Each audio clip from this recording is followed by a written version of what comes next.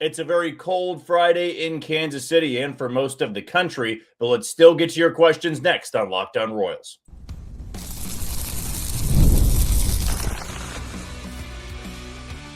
You are Locked On Royals, your daily Kansas City Royals podcast. Part of the Locked On Podcast Network, your team every day. Welcome in, everyone. I am Jack Johnson, host of Locked On Royals, part of the Locked On Podcast Network, now the #1 sports podcasting network out there.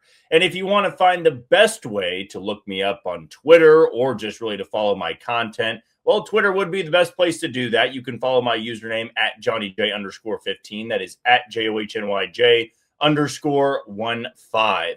You also can listen to us on wherever you download your podcast. That can be Spotify, Apple Podcast, Amazon Music, Google Podcast, Odyssey, and YouTube. Just be sure to hit that follow button and subscribe. For you first-time listeners wondering what to expect from this channel, right now until February 1st, we will be bringing you episodes Tuesdays, Thursdays, and Friday. Friday, of course, being our mailbag episode, where you can send in any question you want about the Royals. As long as it's PG, I'll try to answer each and every one throughout this 30-minute episode. But beginning on February 1st, we'll be back up to 5 episodes a week, Monday through Friday, 30-minute episodes in length, and that's going to continue until about mid-January of next year. No title sponsor of today's show, so we can dive right into it. If I miss anybody's question, as I always like to say, nothing personal, just respond below to this YouTube video, or you can reach out to me directly on Twitter, and I'll try to have it answered before Monday morning. First one is coming from Jerry. With so many MLB players never playing for the big dog teams like the Dodgers, Mets, Yankees, etc., why wouldn't they be interested in having a salary cap where they have a better chance of being on a team that can make a playoff run, could still make a ton of money? It's a very fair question. With the way the players have operated in these meetings in the past, they just don't want to be told that they can only make a certain amount of money. If you are a player that wants to go play for your hometown team and they're capped out, that would frustrate a player tremendously. And even though to us average Joes that don't make $10 million a year or $20 million a year, you're more than right to criticize. Who are you to haggle over a couple of million? That's more than 90%, probably more than that, of the country, right? So you're still a millionaire. Why would you be complaining? Well, players look at it as a way of there should be no limit to what I can make. If I feel I am worth $200 million, I have every right to ask for that amount and get in those contract negotiations because somebody is going to pay that amount. That's just the stance the players have had for a number of years. They don't want to be told that this team is capped out. You can only make X amount of money. Otherwise, some players might not have that motivation to be as good as they are. Some guys are very money motivated. Some guys are very sports driven. And that's really the case for every professional league out there. You're not going to have everybody playing the sport for the love of the game. You're going to have a number of guys that really do just care about the money. I don't see a world in which the players are ever going to come to an agreement on a salary cap. This one is coming from Jeff. This is more of a MLB related if/when a lockout happens in December. Do you think we have a full spring training and regular season in 27? What percentage chance would we lose all of 27 and some of the 28 season? I don't give it a very high percentage that they would lose all of 27 and part of 28. The players and the owners just wouldn't be willing to risk that much financial despair, if you will. The 2027 season does seem to be at risk of losing some games. The entire season seems so unlikely, though. Spring training, that probably feels the most in jeopardy, and that would hurt a lot of players in their development going into the regular season. I'll go back and echo what I said a couple of weeks ago, where when you hear about potential lockout for over a year, it gives more time to both sides to figure out how to meet in the middle to come to a common ground. Therefore, I don't see the entire season being knocked out. I could see a couple of weeks being knocked out if it's really still bad blood between both these sides, which I think there is. When it comes to spring training, though, I would almost count on at this point there being some games and time missed in spring training, which is very unfortunate for setting everything up perfectly in the regular season. This one's coming from Sports. Most, if not all, teams need a young catcher. Why don't the Royals look to trade Blake Mitchell for a high-end young outfield prospect, future for the future trade? It is a fair point that teams are looking for young catching prospects. The Royals aren't going to give them away for nothing, though. And there's still a chance that teams out there aren't willing to move a young outfield prospect for Blake Mitchell. The way I view it, the fact the Royals have not moved Blake Mitchell or Chris Bubic or Noah Cameron or Ryan Bergert is because they don't feel they're getting a good return on any of those deals. Nobody is valuing those players the same way the Royals are valuing those players. And in the long run, they still love Blake Mitchell. They love what he could be down the road for this organization. And there might come a time where they trade him. They do have Carter Jensen. If he's blossoming around the trade deadline, then maybe you do try to flip Blake Mitchell for a big-time piece to help you in a playoff run. As of right now, though, they just don't seem in a rush to trade a guy like Blake Mitchell, who's still one of their top prospects in the system. Gabe's question, what is your go-to concession at the K? I would say a hot dog and a beer. Salvy's question, should we be a little fearful of Isaac Collins having a Jonathan India-esque season if he's our only starting acquisition? You can be worried about it. My concern would be that he's only done it once at the big league level. There are some batted ball metrics that don't really favor him being as good as he was last year. The fact he's so good defensively, though, that's what gives him the leg up on Jonathan India, where India last year was so poor defensively, he had to be an all-star level hitter for it to even out almost. That's how bad of a defender he was. If Isaac Collins hits 265, 270 with the 340 OBP and plays defense and left the way that he did last year, you've got a very valuable piece every day in that lineup. But you can absolutely be concerned, and I do have some worry just because he was a late blooming prospect and he's only done it once at the big league level, and that was in Milwaukee, where everybody seems to hit no matter what your name is and no matter how much money you would be making. This one is from Jason. How many bullpen spots do you think are up for grabs? Ursig, Schreiber, Estevez, Strom, and I would think Cruz, Mears, and Lynch, or Falter for the lefty. Then there's still Bergert and Kolek. Are there any left after these guys? You have 1, 2, 3, 4, 5, 6, 7 right there. That would mean there's one more spot up for grabs. My guess is that it either goes to Luinder Avila. Alex Lang is another one they gave a major league contract to, though he has minor league options. It's not going to surprise me whatsoever if Bergert and Kolek, who both have minor league options, start the year in AAA so they can stay stretched out as starters. I've said before, I'll say it again. Also wouldn't surprise me if they acquire a left-handed reliever, because they were reported in searching for one, to replace Daniel Lynch or Bailey Falter with. Both those guys are out of options. They might want somebody who has multiple years of control and, in a best-case scenario, multiple minor league options so they can get more creative with that bullpen. But if you have 7, you can only have one more spot. If it's those 7 you just mentioned, my guess is Alex Lang or Luinder Avila is battling out for that final spot. Unless I'm blanking on somebody, definitely leave a comment if I have. This one's from Bryce. Ramon Urias, Luis Rengifo, or Brendan Rodgers. If not, Adam Frazier. Who are the other 3 you would pick to have the final bench piece? I'd go with Luis Rengifo. He had a really down year for a bad Angels team. But the 3 previous years, he was an above-average bat. He hit 300 in 2024. The Royals were interested in him. The Angels were just, as usual, asking for the moon. I could see him having a bounce-back season, and maybe could be as valuable as Adam Frazier was last year. He plays all over, can hit from both sides. He actually did fare well against the Royals late in the season last year. I'm sure there's some interest, and there has to be interest on both sides. If it's not Frazier, I'd go with Luis Rengifo. John's question, could center field be a trade option to improve in the outfield or free agency? I'm still going to go trade for center field. If it's a corner outfielder, that opens it up a bit for free agency. You got guys like Austin Hayes, Tommy Pham, if they wanted a reunion, Randall Grichuk. I would say that those options aren't as enticing. They're more bench bats than anything, and I know they're not popular ones, but those would be fine for corner outfield pieces and the right-handed bats. All 3 of them would be. For center field, though, you got to be looking the trade route. Yes, you could go for Harrison Bader in free agency. I just think that he's too expensive. So I'll stick with my gut here and say if they do upgrade in center field, it would be through trade. Let's get through one more question here before our first break. Justin's asking, what are you most excited for the upcoming baseball classic? Team Italy is going to be a lot of fun. They absolutely will. You'll have Jack Caglione and Vinny Pasquantino in that lineup. Overall, I'm just so stoked to see a USA versus Dominican Republic matchup, and I'm still hoping in the championship we get a rematch between Team USA and Team Japan. Team USA has never been more loaded. This is likely the best collection of talent we have ever seen on a baseball diamond.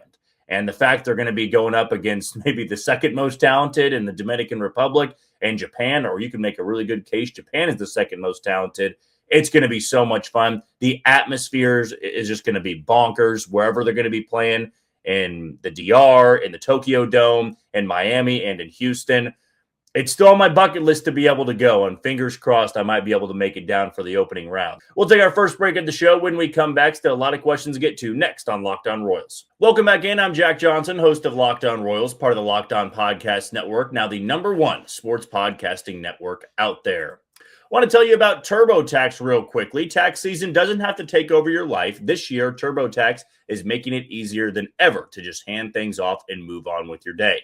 With TurboTax full service, you can have your taxes done for you by a trusted local expert start to finish without the stress or guesswork. Instead of spending hours trying to figure out forms, you can meet with a local TurboTax expert in person or connect online. They handle everything from W-2s to self-employed forms and work to get you every deduction. You can upload your documents, go about your day, and get updates right in the TurboTax app.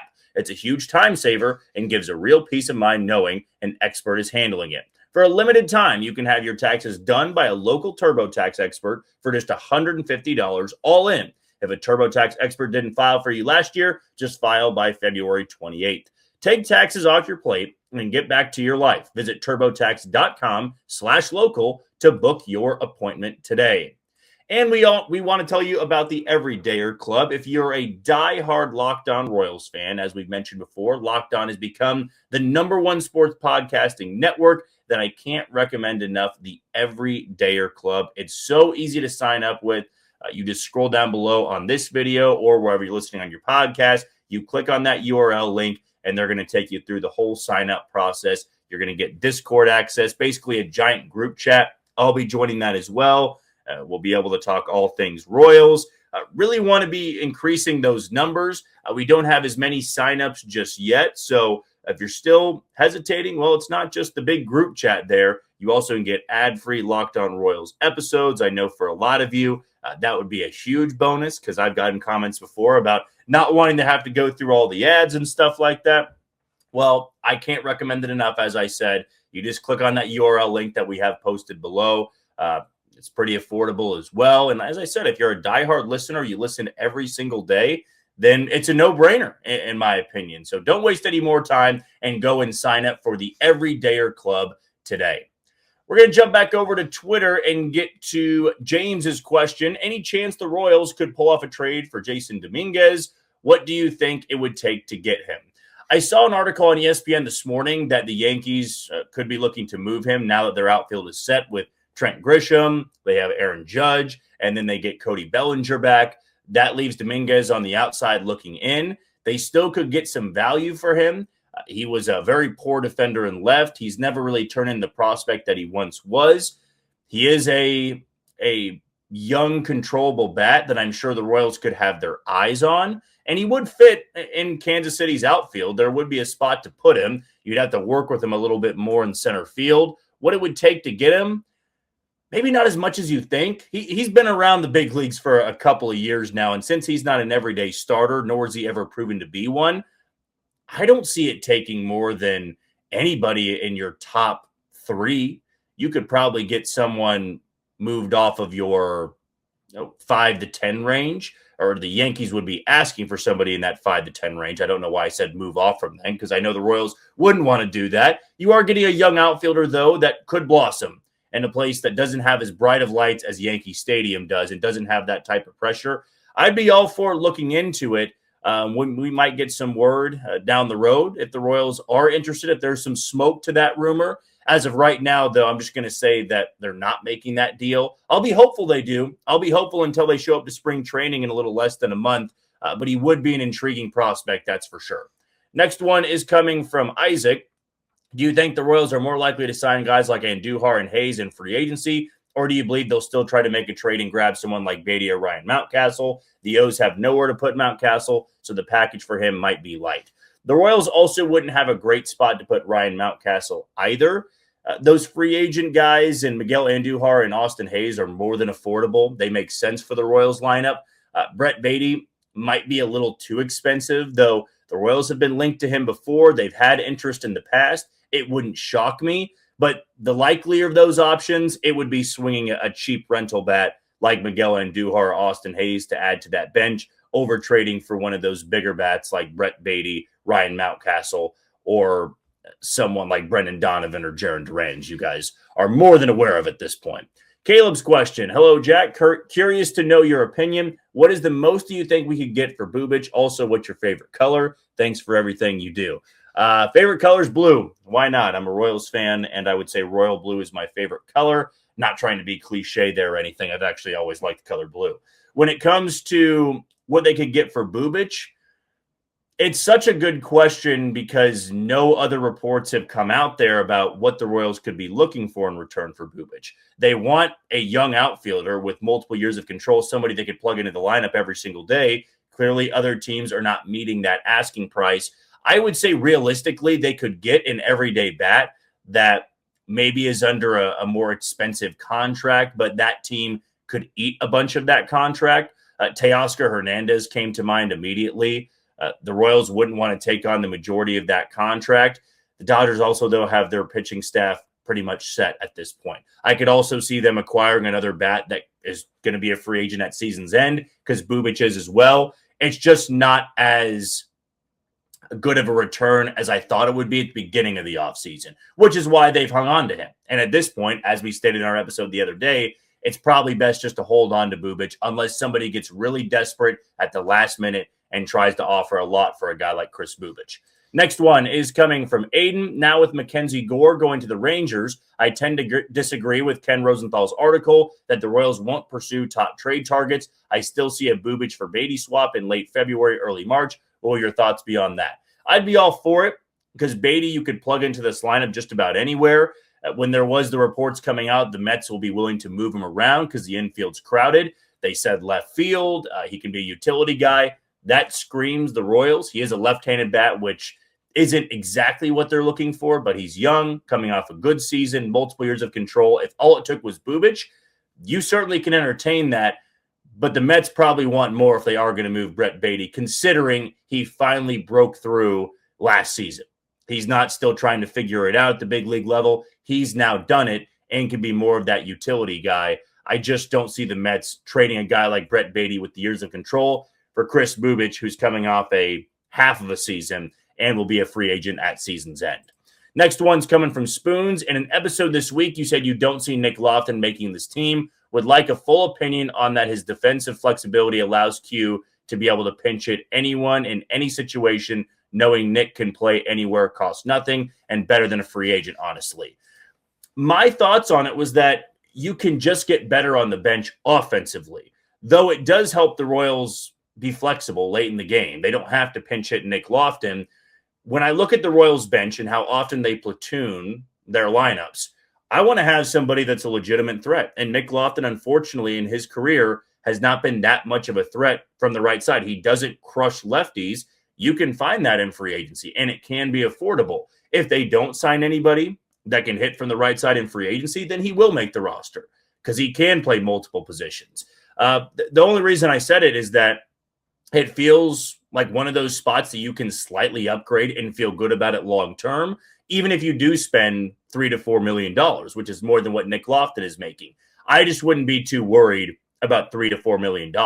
If you were paying $10 million for a bench guy, utility guy, then yeah, I'd rather just stick with Nick Loftin. But there are options out there that can be more of a threat offensively than Loftin can be off the bench. Next one is from Chris. My wife and I are headed to Springdale in April to catch a Naturals game. Any recommendation on things to do in the area besides the game? Any prospects to keep an eye on in AA that early in the season? My guess is that Blake Mitchell will still be in AA in April. That's where I would start him if I was JJ Piccolo. And as for stuff to do in Springdale, it's not far from Fayetteville, which is where the University of Arkansas is. There will be games going on there. If you can't get enough baseball, you got to go over there and watch a game at Baum Walker, I believe it's called there. The hog pen out there in the outfield, a blast of a time. Arkansas is really good as well, so you can see some future draft prospects right there. And when you're right next to Fayetteville, great restaurants on Dixon Street. You've got JJ's, which is a great place to catch a game. Dixon Street Pub, I believe there's a place called Big as well for nighttime activity. If you don't want to go to the college scene too, I totally get it, but I spent a lot of time there in college as well. Okay, we're going to take our final break of the show. When we come back, we'll wrap it all up with our YouTube questions next on Locked On Royals. You are tuned into Locked On Royals and the Locked On Podcast Network, and Locked On is now the #1 sports podcasting network out there. And if you want to sign up for our Everydayer Club, scroll down below and click on that URL link.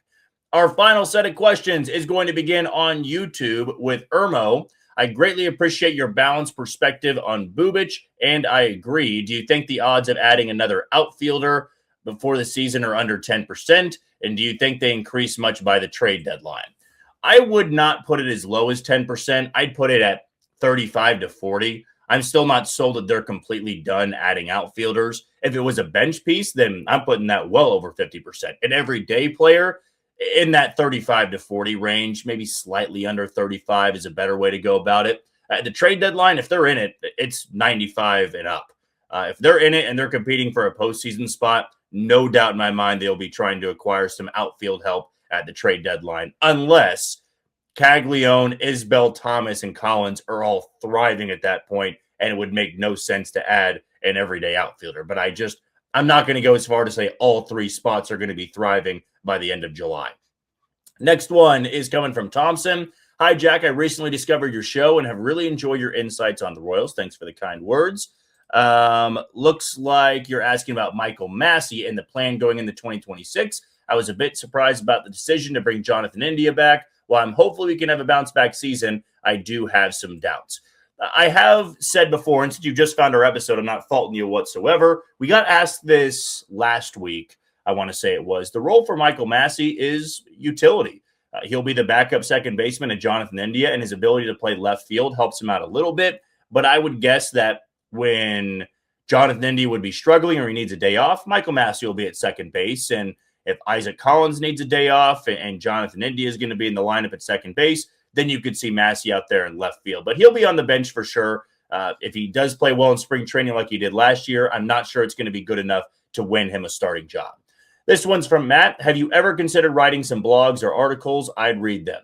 Funny enough, I did get my start covering the Royals, I guess I can call it that, way back in 2018. I wrote for Royals Review.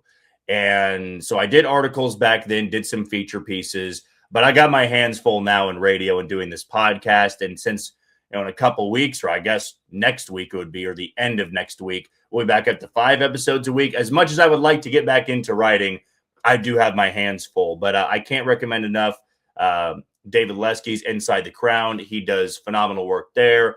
Preston Farr and Farms to Fountain, they have great pieces over there as well. I can't get enough Royals content, and those guys, they do the heavy lifting on the writing side. Unfortunately for me, though, I think my writing days are behind me because I wasn't that great of a writer to begin with. I far more preferred doing these podcast episodes. Reese's question: as much as I think Massey could be a decent bench player, feel like Tolbert provides a lot of value in that spot. We saw him do a solid job at the plate last year, has some game-breaking speed and can play more positions. What are your thoughts? Tyler Tolbert did have a fine season in 2025. I'm not sure the bat was as good as the average looked. He does have game-breaking speed. He can play all over. He's not a great defender. But if Michael Massey starts to struggle in the regular season, I have a lot of confidence that Michael Massey is going to make the team. Tyler Tolbert, that's a different story. The game-breaking speed is good. I do think that it gives you value late in games. If it was a matter of having more of an offensive threat on the bench over a base stealer, I would go with the offensive threat.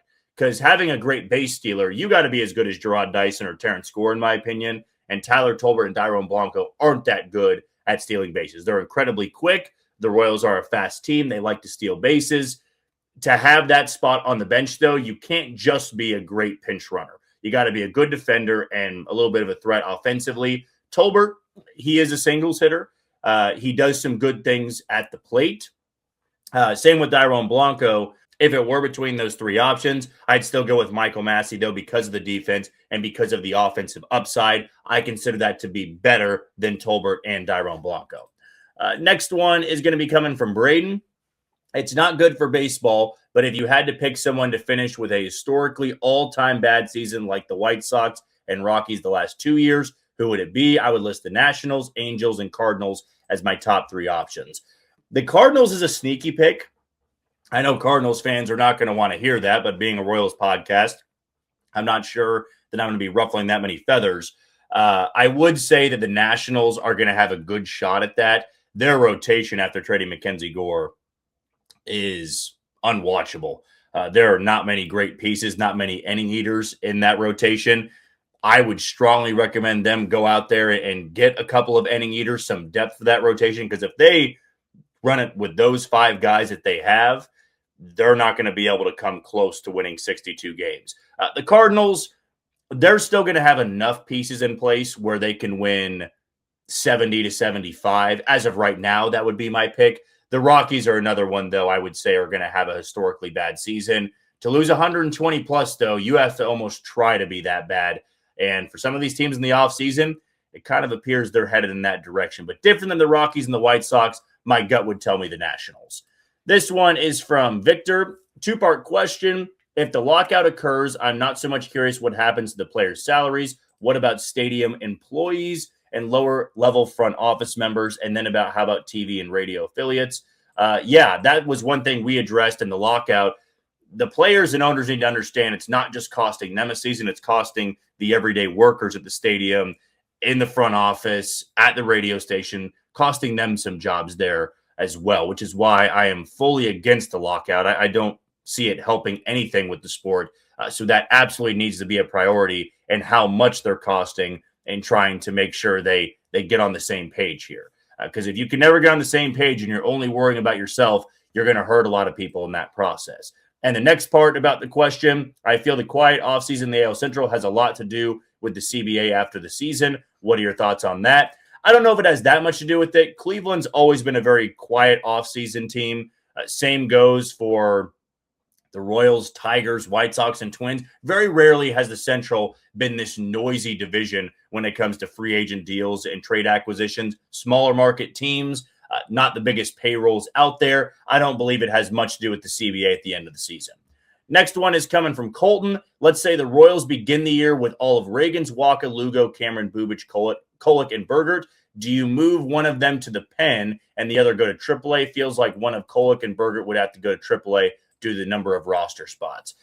I could see Kolek getting that spot. I do want at least one of them to stay stretched out. But they also, if they wanted Luinder Avila in the bullpen, they thought he'd be a better fit there. Then both those guys can be the 1 and 2 in AAA for Omaha and stay stretched out until the Royals need them.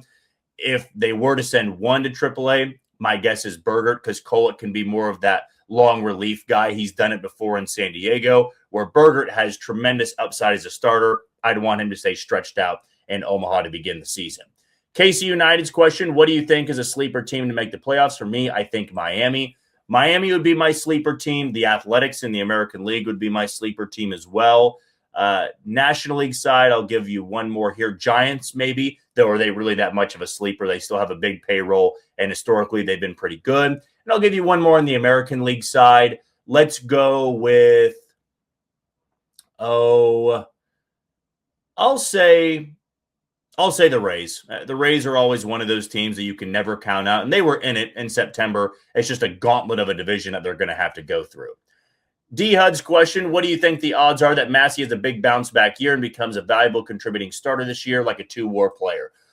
I don't see him being a 2-WAR player. If he's a 1-WAR player, that's pretty good value for the Royals there. That feels like it's a better bar to put for him. A 2-WAR player, he would need to be hitting near 260 to 270. It's a pretty big jump from what he gave you last year. Defensively, though, it gives him a good shot, but the offensive numbers is where I'd be more concerned. And until he proves he can do that for an extended period, I can't predict him to be a 2-WAR player. Not a bad question, though.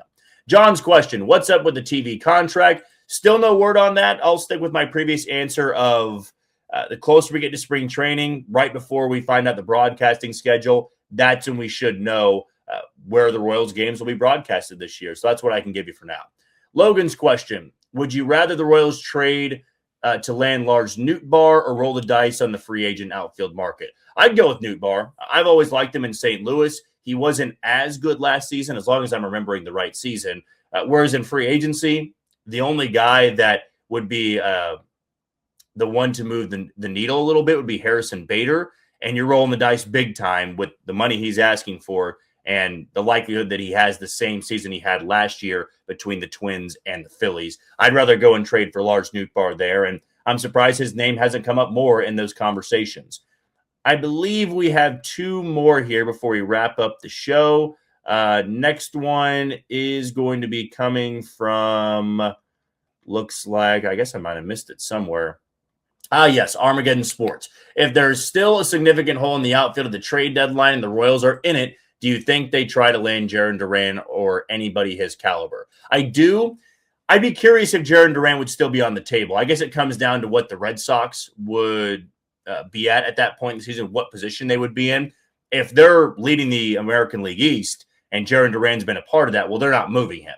If he's been a bench player, then would the Royals be as interested anymore?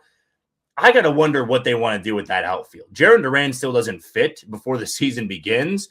Unless they're not confident somebody's going to stay healthy out of spring training.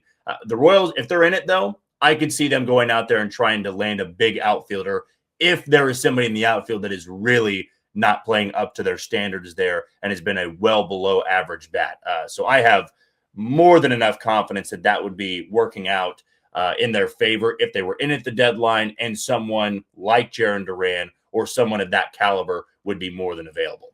And lastly, this one's coming from Brad. Do you see Abraham Toro being a part of the opening day roster?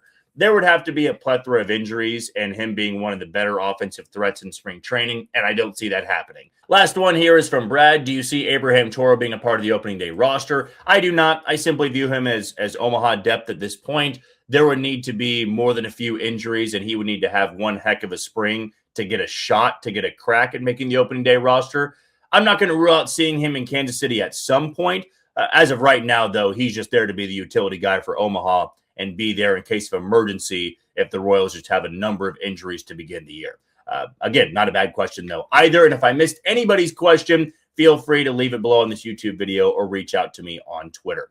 That's going to do it for another edition of Locked On Royals and the Locked On Podcast Network. I've been your host, Jack Johnson. Thank you for tuning in to today's episode. We'll be off until Tuesday unless some breaking news happens. So make sure you subscribe and follow the podcast so you get all the latest episodes. If you never miss an episode, the Everydayer Club is built for you. Get Locked On Royals ad-free, plus members-only Discord access and more. So head to the URL link below to join the club. For those of you on video, we send you to the first ever 24/7 national Locked On Podcast Network YouTube channel. On audio, make sure you make your second listen Locked On MLB. But until Tuesday, you take it easy, Kansas City.